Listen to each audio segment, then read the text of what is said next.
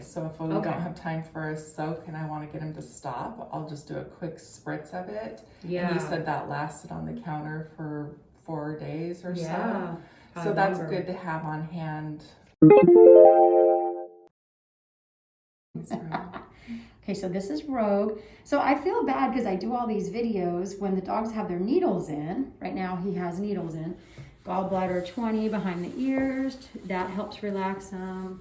Bladder 23, he has gallbladder 34 right below the knee out there. And then he has all his immune gates in. Large intestine 11, elbow, feet, liver 3. So let me just hone in on liver 3.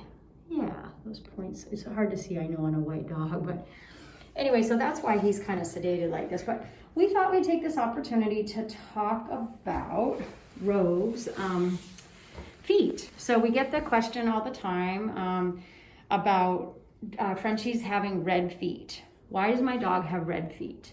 So we've been working on it with Rogue quite a bit because it comes from an internal allergy.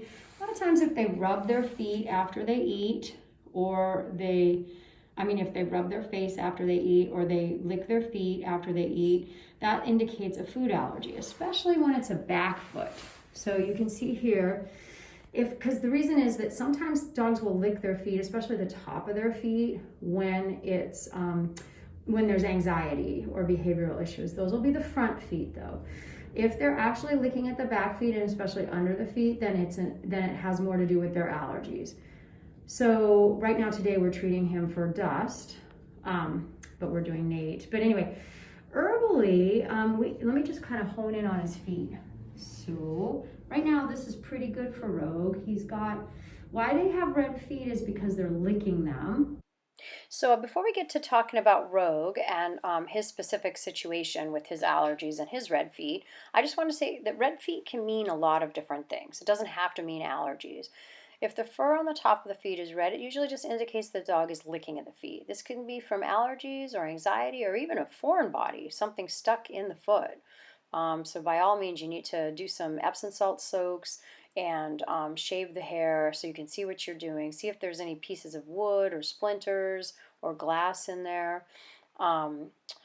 There can be secondary, the red feet can be secondary to medications, like zonisamide is known for that. It's a seizure medication.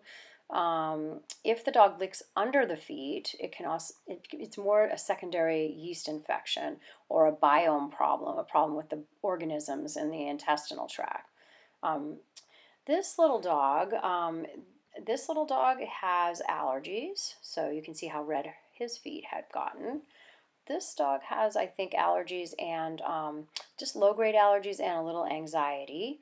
You can see mostly it's the front feet the dog's licking. Here's another closer picture of this dog's feet. Front feet are more red than the back feet.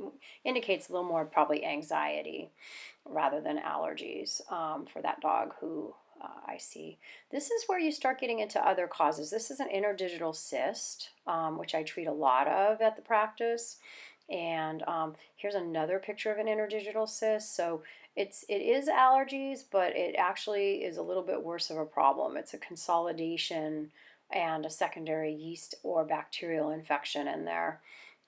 So this is Vizslas get this condition very, very severely. This is a Vizsla with interdigital cysts. So all three of those dogs had the same problem, different allergies causing it. And our goal is to try to figure out what the food allergy or environmental. And in these situations, there are usually a couple of different causes, not just one.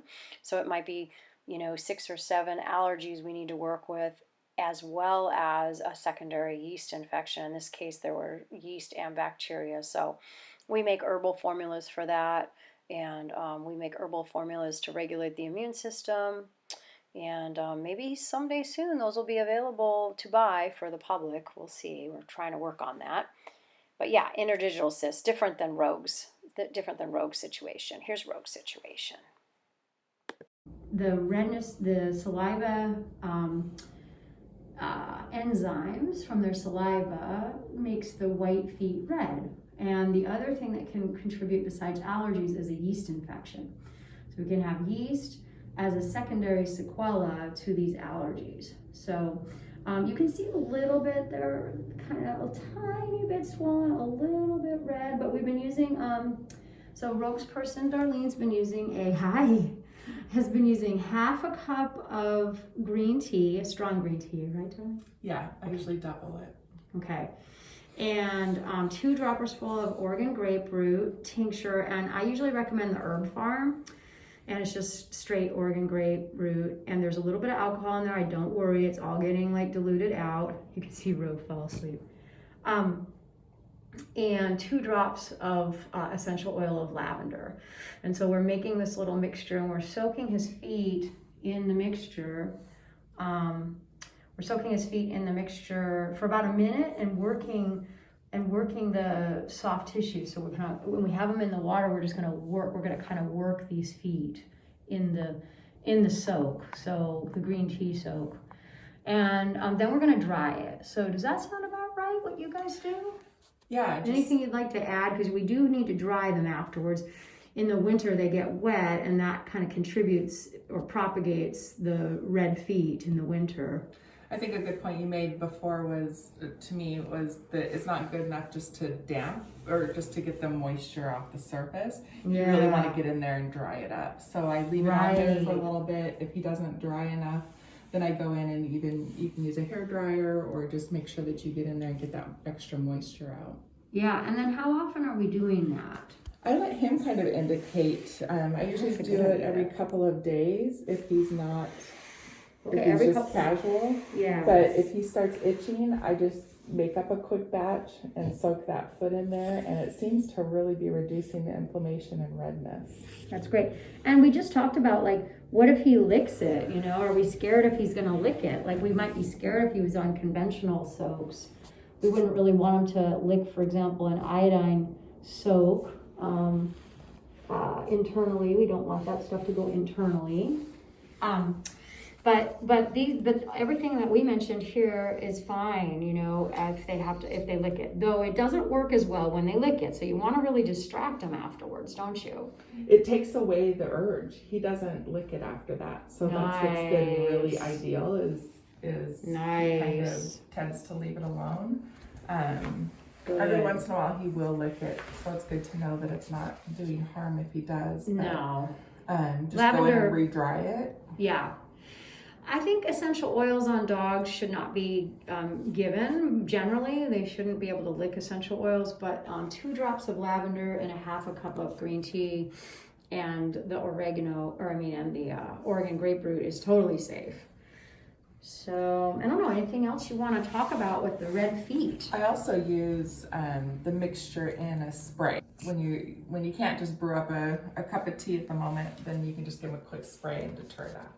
That's perfect. Yeah, that's great. Okay, that's a little message for Rogue and red feet.